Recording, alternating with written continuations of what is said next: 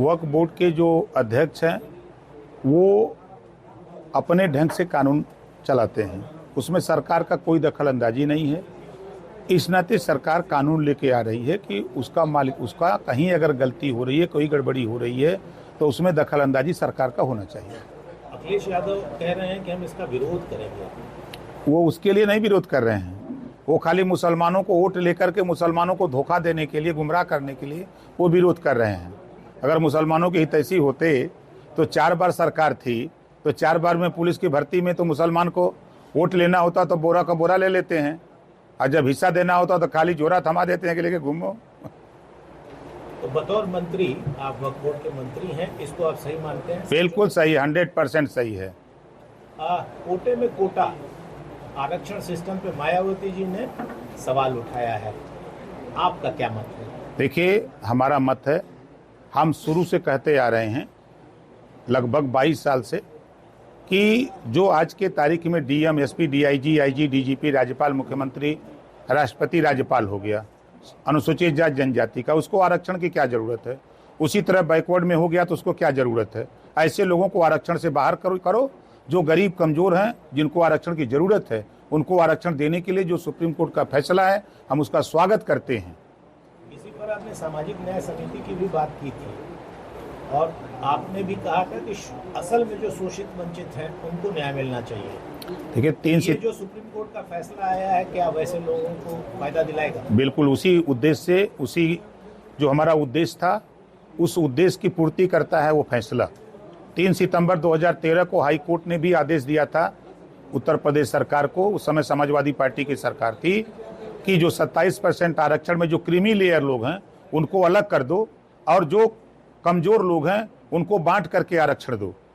जिस रोहिणी आयोग का गठन तो दिल्ली है, यहाँ राघवेंद्र सिंह के नेतृत्व में जो कमेटी हमने खुद बनवाई थी, 7-9-11 बांटा था, उस रिपोर्ट को वो फैसला बता रहा कि ये लागू होना चाहिए। अभी डीएनए विवाद आ गया अयोध्या में, किस तरह से देखते हैं?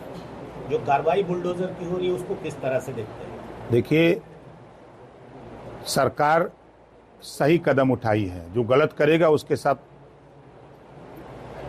न्याय दिलाने के लिए जो पीड़ित परिवार है उसके लिए ये कानून बना हुआ है। और जो अखिलेश जी कह रहे हैं, उनके पिताजी का बयान मुझे आज भी याद है। उन्होंने कहा था कि बच्चों से गलती हो जाती है। उस समय नार्को टेस्ट की बात है, वो उस समय इन्होंने क्यों नहीं बोला? उस समय जबान नहीं खुली उस समय अखिलेश जी की। आज बोल रहे हैं, किस नाते बोल रहे हैं कि जो सांसद हैं जिनको उन्होंने अयोध्या का राजा कहा था, उनके बारे में भी आ रही है बातें कि उनके साथ फोटो आई है उस आरोपी की। नैतिकता के आधार पर उस सांसद को इस्तीफा दे देना चाहिए और समाजवादी पार्टी के मुखिया अखिलेश यादव जी को ऐसे सांसद से इस्तीफा ले लेना चाहिए। कुछ कहना चाहेंगे समाजवादी पार्टी के नेताओं को? अब समाजवादी पार्टी को नेताओं को हम क्या कहें? ऐसे मुद्दों पर राजनीति, ऐसे मुद्दों को चूंकि वो राजनीति करते ही हैं, उनकी राजनीति सिर्फ 2 जातियों पे होती है, मुसलमान और यादव। बुरा लगता है हमारी बात भी उनको, वो कभी मुसलमान को हिस्सा देने की बात नहीं करते और पिछड़ों की बात ले करके, और जब उनको हिस्सा देने की बात आती है तो नाई, गोंड, पाल, प्रजापति, राजभर, चौहान, बिन, केवट, मला, आरक, रघुवंशी, बंजारा, इनको वो भूल जाते हैं कि ये लोग भी इस प्रदेश में हैं, वोटर हैं, इनका भी हिस्सा है। ये भूल जाते हैं। इनको ध्यान में खाली वोट के लिए मुसलमान बोलते हैं, हिस्सा देने के लिए नहीं, और वोट के लिए पिछड़ों की बात करते हैं, हिस्सा देने की बात आती है तो नहीं। हम तो आपके माध्यम से हम पूछते हैं समाजवादियों से कि आप बता दो कि आपकी 4 बार सरकार थी, आपने अर्कबंशी, बंजारा, बहेलिया को, आपने राजभर, चौहान, पाल, प्रजापति, बिंद, केवट, मल्लाह को, इतना के खाली बता दो कितना अपने नायबी में पुलिस में भर्ती किया, कितना लेखपाल बनाया, कितना कानून गो बनाया, कितना एसडीएम बनाया।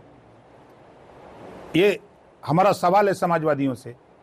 वोट तो लेते हैं, गुमराह तो करते हैं कि राजभर गलत बोलते हैं, इनको नहीं बोलना चाहिए, लेकिन राजभर हिस्सा चाहिए, हिस्से के लिए लड़ता है, हिस्सा लेने के लिए हम एकदम तैयार रहते हैं।